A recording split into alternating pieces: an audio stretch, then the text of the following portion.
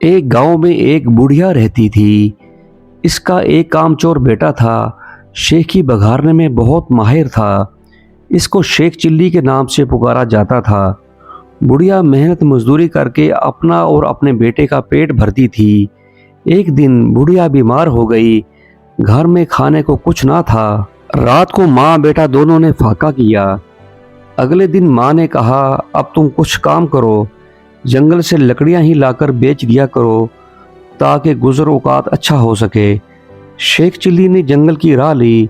جو درخت اس کے راستے میں آتا وہ اس سے پوچھتا، میں تجھے کاٹ لوں یا نہ کاٹوں؟ کسی درخت نے بھی اس کا جواب نہ دیا۔ شام ہونے کو تھی۔ شیخ چلی گھر واپس آنے کا ارادہ کر ہی رہا تھا کہ ایک درخت نظر آیا۔ اس نے پاس جا کر پوچھا، میں تجھے کاٹ لوں؟ درخت بولا، ہاں کاٹ لے، مگر ایک نصیحت کرتا ہوں، میری لکڑی سے پلنگ بنانا اور بادشاہ کے دربار میں لے جانا۔ اگر بادشاہ اس کی قیمت پوچھے تو کہنا کہ پہلے ایک دو راتیں اس پر سوئے، پھر اگر مناسب لگے جو چیز سمجھ میں آئے وہ دے دے، پھر اگر مناسب لگے اور سمجھے تو خرید لے۔ شیخ چلی نے درخت کی ہدایت کے مطابق اس سے لکڑیاں کاٹ کر پلنگ تیار کیا اور بادشاہ کے دربار میں پہنچا۔ بادشاہ نے قیمت پوچھی تو شیخ چلی نے کہا، پہلے آپ اس پر ایک دو رات آرام فرمائے، اگر اس میں کوئی خوبی پائیں تو انعام کے طور پر جو دل چاہے دے دیں۔ بادشاہ حیران ہوا اور شیخ چلی کے کہنے پر نوکروں کو حکم دیا، آج یہی پلنگ میرے کمرے میں بچھایا جائے۔ رات ہوئی تو بادشاہ اسی پلنگ پر سویا تو آدھی رات کو پلنگ کا ایک پایا بولا، آج بادشاہ کی جان کو خطرہ ہے۔ دوسرے نے کہا، وہ کیسے؟ تیسرا بولا، بادشاہ کے جوتے میں کالا سانپ بیٹھا ہوا ہے۔ چوتھے نے کہا، بادشاہ کو چاہیے کہ صبح جوتے کو اچھی طرح جھاڑ کر پہنے۔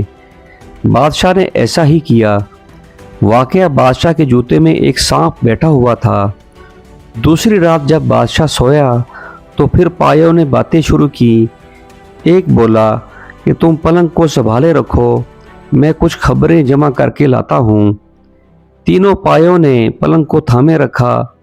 جب چوتھا پایا واپس آیا تو اس نے خبر سنائی کہ بادشاہ کا وزیر سازش کر کے بادشاہ کو ختم کرنے کے بارے میں سوچ رہا ہے۔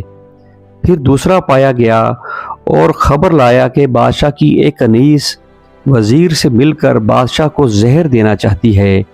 تیسرے پائے نے تجویز پیش کی کہ بادشاہ کو چاہیے کہ وزیر کو سزا دے۔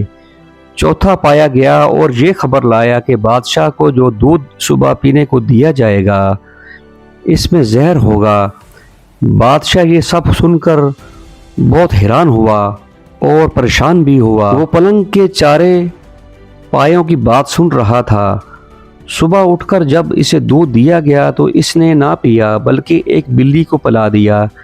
بلی اسے پیتے ہی مر گئی۔